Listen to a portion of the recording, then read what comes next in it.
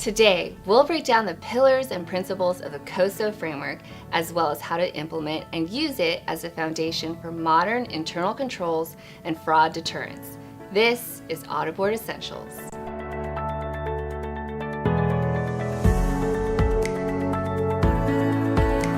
The Committee of Sponsoring Organizations of the Treadway Commission, or COSO, is a private sector initiative that was formed to investigate fraud scandals in the 1970s and 1980s, which resulted in the release of an internal controls framework in 1992. The COSO Internal Control Integrated Framework provides guidance for how organizations can implement controls to prevent, detect, and manage fraud risk related to external financial reporting. Although the original aim of COSO was to investigate and address fraud in the 1970s and 80s, the COSO framework gained increased importance due to fraud cases of the 1990s and 2000s. Companies subject to SOX regulations adopted COSO as one of the primary frameworks to satisfy these requirements. COSO also provides guidance for establishing an enterprise risk management program, which often goes hand in hand with a company's internal control environment. The COSO framework is periodically revised and reissued with updated guidance by the committee.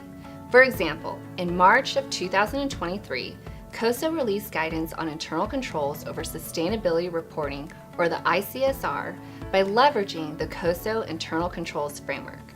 As scrutiny increases around corporate sustainability, more regulations have come into play requiring reliable, trusted reporting around environmental, social, and governance matters. This new guidance gives companies a vetted avenue for reporting on sustainability goals, metrics, and results.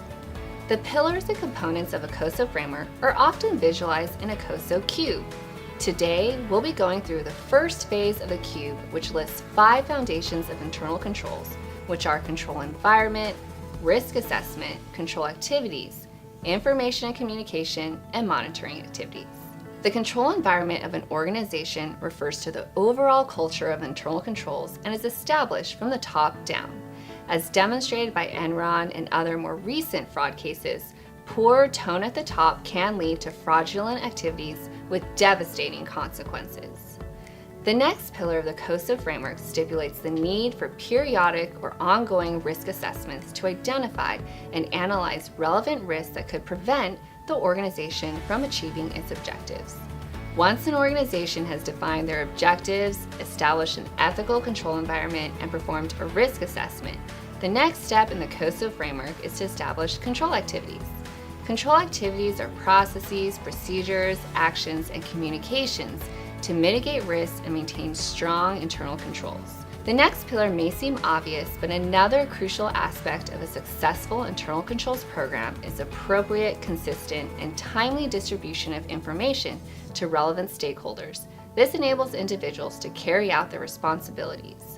Effective communication must occur both internally and externally, flowing down, across, and up the organization.